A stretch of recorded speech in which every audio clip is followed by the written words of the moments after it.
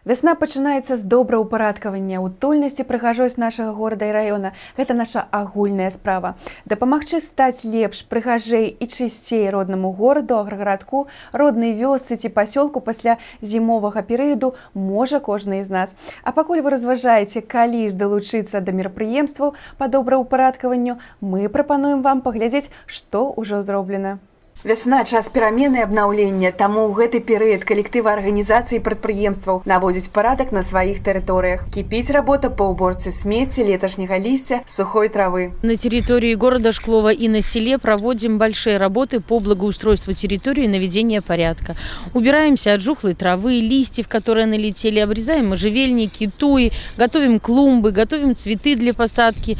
Между плиток чистим траву, подкрашиваем малые архитектурные формы, то есть для того, чтобы наш город и район был красивым, ярким и мог радовать глаз наших жителей. Нашу увагу прыцягнуў працоўны дэсант дзіцячага сада нумар 4. Інвентар так і мільгаў у умелых руках. Работнікі дашкольнай установы фарбавалі ў яркія колеры гульнявую пляцоўку на вуліцы, малые архитектурные формы. Сегодня, как и всегда, каждый год весной мы выходим и проводим какие-то косметические ремонты. Не только мы по фасаду здания, но и на территории. Особенно это касается дошкольных площадок для детей, потому что за зиму приходится какая-то негодность оборудования, хочется его освежить, обновить, покрасить.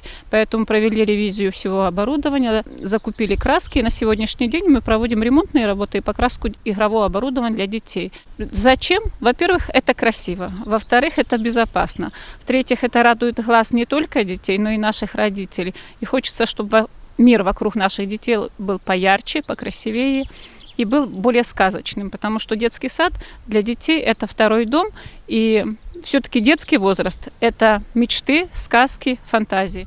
Актыўна наводзіць парадак і ў дзіцячым садзе нумар 2, таму што дашкольная установа – гэта месца, дзе хлопчыкі і дзяўчынкі праводзяць асноўную частку свайго дня. Дзіцячы сад становіцца для многіх дзетак практычна другім домам. І вядома ж, хочацца, каб ён быў камфортным і добраўпарадкаваным як знутры, так і звонку. Мы стараемся своими силами навести порядок, убираем старую растительность, по своей силе чуть-чуть делаем косметический где-то ремонт, подкрашиваем, вот бордюрчики завтра будем красить.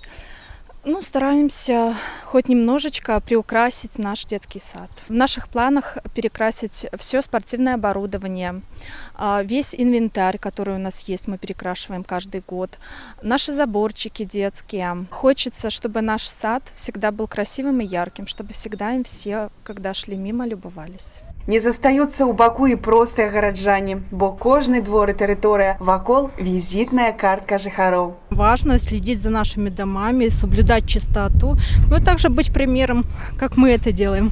Чысціня і прыгажосць нашых вуліц, азеляненне дваровых тэрыторый – клопат не толькі камунальных службаў. Гэта справа кожнага з нас. Далучыцца да добраўпарадкавання могуць усе жыхары нашага горада. Не кінуць паперу сабе пад ногі, а данесці яе да скрыні – гэта першы маленькі крок на шляху вялікай справы. Таксама можна дапамагчы дворнікам прыбраць тэрыторыю вакол сваіх дамоў. Чым не фітнес на свежым паветры? Давайце будзем гаспадарамі на сваёй роднай зямлі.